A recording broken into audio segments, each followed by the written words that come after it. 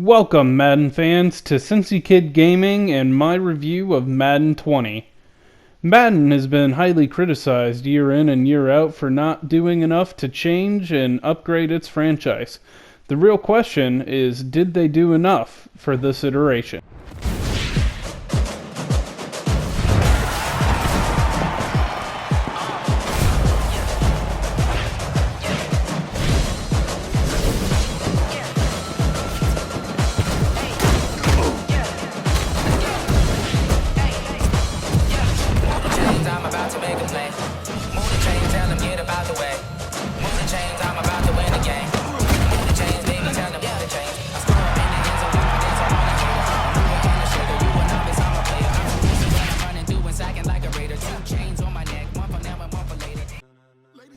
As we make our way to the main menu here, not much has changed from Madden 19 to Madden 20.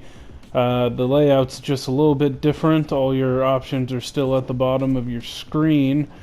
The first little ticker we have over here is just for different announcements that they'll continue to update throughout the Madden season. Currently, they have a promotion going on where you can get a free 80 overall Patrick Mahomes when you start your Madden Ultimate Team season. As we move to the right here, we have the exhibition mode, and this is probably the most basic game mode that has continued to stick with Madden from year to year.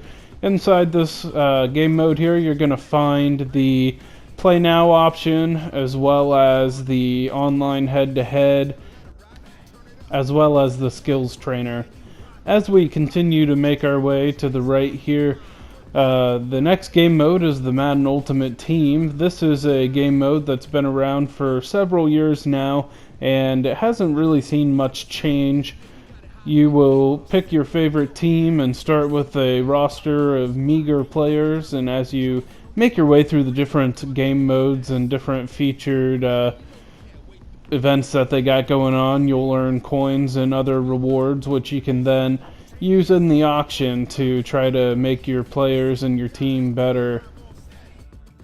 The franchise mode has probably seen the most change this year, which is going to be a sigh of relief for longtime Madden fans who've been clamoring for more interaction and more immersion in the game. I feel like they really took a step forward, and I'll definitely be showing you some clips and some different gameplay for that, so that you can kind of get a feel for what's new and whether or not you feel like it's a big enough change to merit jumping into a new game with a new franchise mode.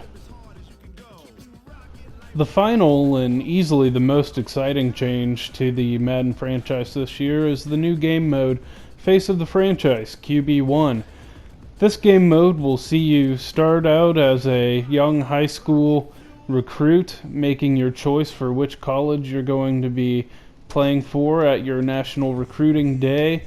And I'm not going to ruin the story for you, but your college career just doesn't go as you hope and expect, and you find yourself only getting to start a handful of games. And as you try to show the world who you are and what you can do, you're going to get invited to the combine and eventually, hopefully, get drafted by an NFL team.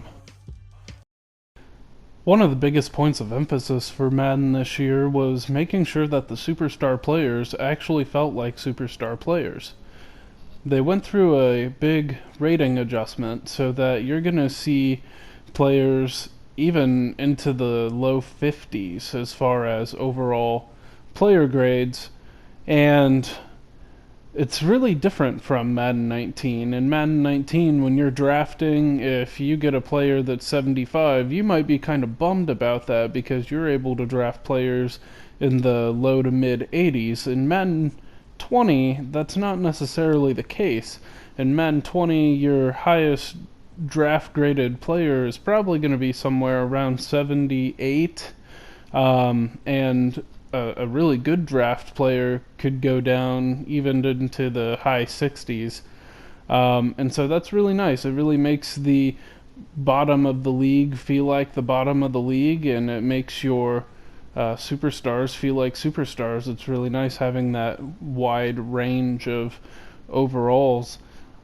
To go along with the rating adjustments, though, Madden also decided to give the superstar players these superstar X Factor abilities, as well as just differentiate between superstars and superstar X Factors. The superstar X Factors are going to have passive abilities and in-game action abilities. The regular superstar players are just going to have passive abilities that are going to help them out throughout games. In this menu that I've been scrolling through here, you can search by team and find your team and your favorite players and see what abilities they've been given. Myles Garrett here has Unstoppable Force, and that's going to help him with his pass rushing. It's going to make it really easy for him to break pass blocks. When you make it into the actual gameplay, you'll be able to just go into your individual player statistics, and over on the far right you have the abilities tab, and that's where you'll be able to scroll through the superstar abilities as well as the superstar X Factor abilities. Once again, those superstar abilities are just going to be your passive abilities, while the X Factor abilities are actually going to be something that you can trigger within the games. Franchise mode has a revamped system for interacting with players, media, and offensive and defensive coaches. These will help you to develop your players, set your schemes, give you game day goals, and determine how much XP your players will be earning throughout your franchise mode. Another new addition is the addition of the hidden development traits. These traits are mostly with rookies. They will be hidden behind a certain snap count. This helps you just have a tougher game experience, as you'll never know if your players are normal development or stars or superstars. You just got to play them to figure it out. On the depth chart, this is shown by having a blue background. If your player has a blue background, it means their development trait is hidden, and you will just have to hit a certain snap count. For Jonah Williams, it's 500 snaps, and then you'll unlock that development trait. I believe his is star, if I'm not mistaken. The upgrade mechanics remain mostly the same. Instead of upgrading individual stats like you did in Madden 18, it does keep the upgrading based on archetype that was introduced in Madden 19. This is a little bit easier, especially for fans who don't necessarily know what skills go into which archetype, and it keeps the game more realistic. I want you to be our starting quarterback. And I'm talking from day one. If you work hard, you focus, and you commit, you're not only going to graduate here with a 4-year degree, we're going to win a national championship together. Thank you. In the face of the franchise mode, you'll be playing as a college quarterback whose career hasn't quite gone as planned. However, things turn around when you get to play the last couple games of your season, including, hopefully, a national championship game. You'll get to interact with different coaches, fans, media members, and different players both on your team and on other teams, all leading up to the scouting combine, where you will have the chance to showcase your skills as well as meet with different GMs, answering questions, and hopefully punching your ticket to the NFL.